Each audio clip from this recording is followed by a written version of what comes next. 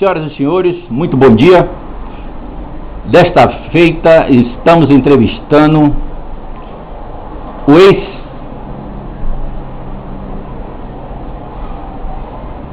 ex-diretor, se é diretor, não sei, se não for você me corrige, por gentileza, da UESC, Joaquim Basto, pré-candidato pelo PDT a prefeito de Ilhéus. Joaquim, a minha primeira pergunta é a seguinte: qual a sua opinião sobre a administração do prefeito Nilton Lima? Bom dia. Bom dia, Correia. Bom dia, leitores e ouvintes do blog Correia Neles. Olha, acredito que, não analisando a pessoa, mas analisando os resultados da gestão pública que hoje acontece em Ilhéus, eu diria que é uma administração que deixa muito a desejar. Nos diversos segmentos administrativos que a prefeitura tem que desenvolver. Isso poderíamos falar na saúde, na educação, na mobilidade urbana, no sistema de transporte, enfim. Eu torcia para que fosse um mandato onde as obras e as realizações necessárias acontecessem, desde quando muitos de nós apostamos no nosso voto quando elegemos o candidato Nilton Lima.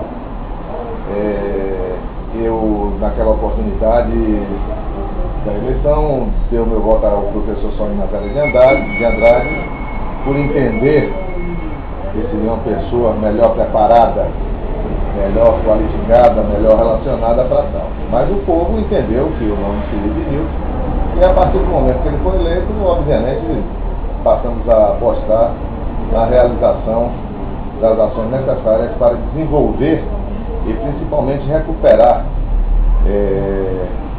a autoestima da nossa cidade, porque nos últimos anos, infelizmente, nós temos tido gestões desastrosas que levaram a cidade, ou seja, o nosso município, aos índices que aí estão.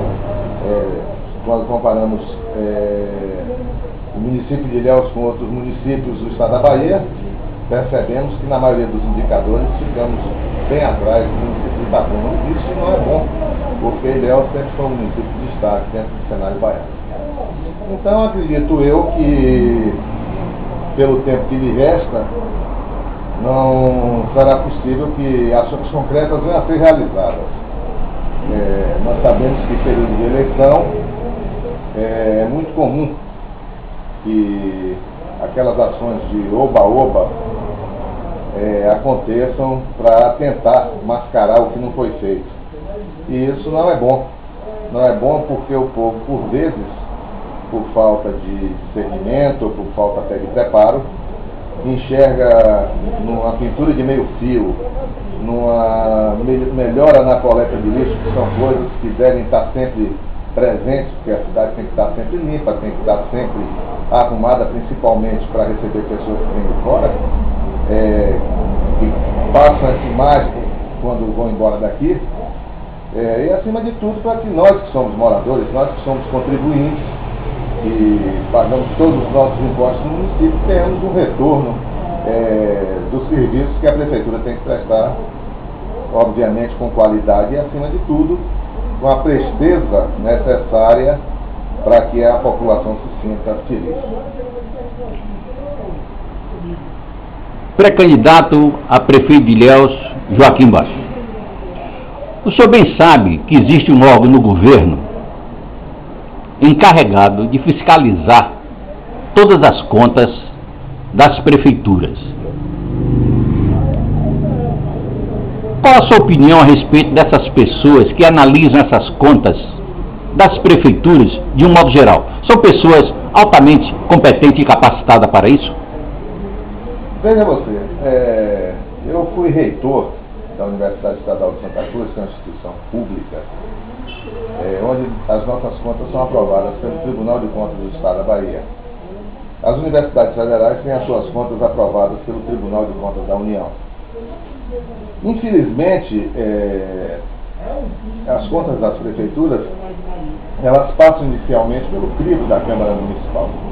E aí me parece que faltam pessoas realmente com qualificação nessa área para entender como funciona um orçamento, para entender como funciona um edital, né, para entender como funciona uma licitação, para entender como se faz a verificação numa prestação de contas.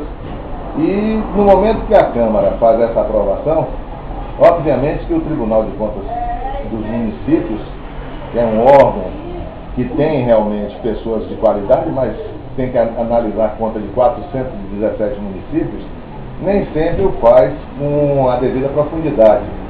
E isso incorre em passar por cima de erros, e normalmente, se o órgão tivesse uma quantidade maior de profissionais trabalhando nesse serviço, melhoraria a qualidade.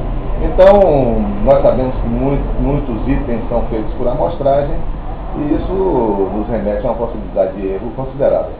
Mas para isso, existe a Câmara Municipal de Vereadores, que é o papel primordial de um vereador, é o quê? É fiscalizar a atuação do prefeito, é acompanhar a atuação do prefeito. Não é perseguir o prefeito, mas é estar colado em todo o desenvolvimento das ações que são feitas pelo município. Então, dificilmente você vê um vereador acompanhando uma obra. Dificilmente. Nós temos aqui um bom exemplo no Pontal.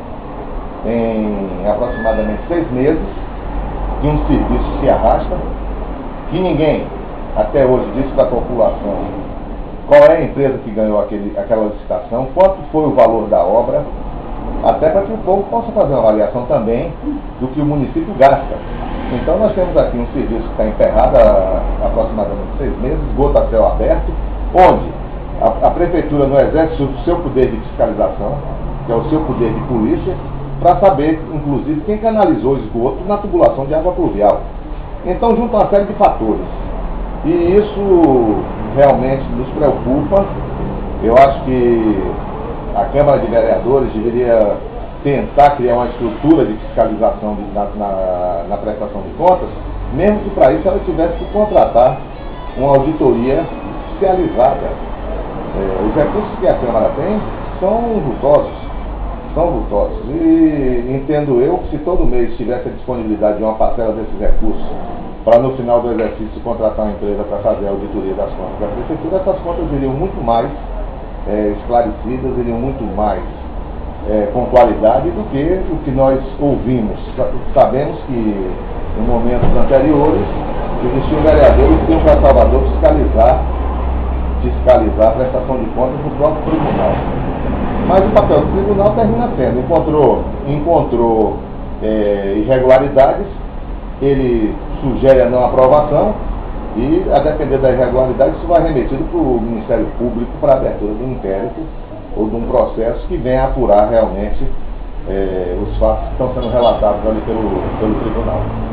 Então, é uma situação que precisa ser toda revista, é um conjunto de fatores que precisam ser revistos, até porque, no meu entendimento, se qualquer outra instituição que presta conta é prestada a um tribunal de contas, por que motivo as contas são ou não aprovadas pela Câmara de Vereadores, quando esse fórum ou esse locus não seria o mais apropriado por falta de qualificação das pessoas que desenvolvem suas funções de vereador.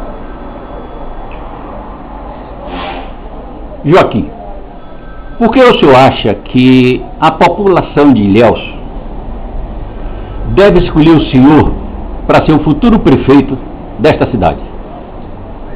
Bem, quando eu resolvi me filiar a um partido político, eu fiz depois de conversar com outros partidos que também me tinham feito convite de filiação. Eu fiz uma análise crítica e entendi que o PDT seria um partido apropriado para onde eu pudesse, inclusive, discutir as minhas ideias da maneira de fazer política. Eu, nesses últimos 8 anos, eu tive um relacionamento muito grande e próximo com as diversas secretarias do Estado, do Governo do Estado da Bahia, e principalmente com o Governo Federal, quando nós temos necessidade de fazer captação de recursos externos, porque sabemos que os recursos do Tesouro do Estado são insuficientes para tocar uma instituição como uma universidade. Coloquei o meu nome na discussão, sou um pré-candidato obviamente. A convenção acontece em junho, ela é uma convenção democrática e aberta. Quem quiser colocar o nome para discussão, coloca, apesar de eu ter sido convidado para sair candidato a prefeito. Mas entendo eu que, como pré-candidato, nós temos que seguir todo um trâmite ou todo um ritual necessário a você consolidar o seu nome. Sei das dificuldades que é uma candidatura para prefeito em Ilhéus. Tenho conversado bastante, tenho conversado com pessoas que são críticas às coisas que acontecem na cidade, tenho conversado com pessoas que são multiplicadores de opinião, são pessoas que realmente passam para outras pessoas, porque também tem credibilidade, inclusive, uma imagem de uma pessoa ou não, e isso me fez entender melhor como funciona uma campanha para prefeito.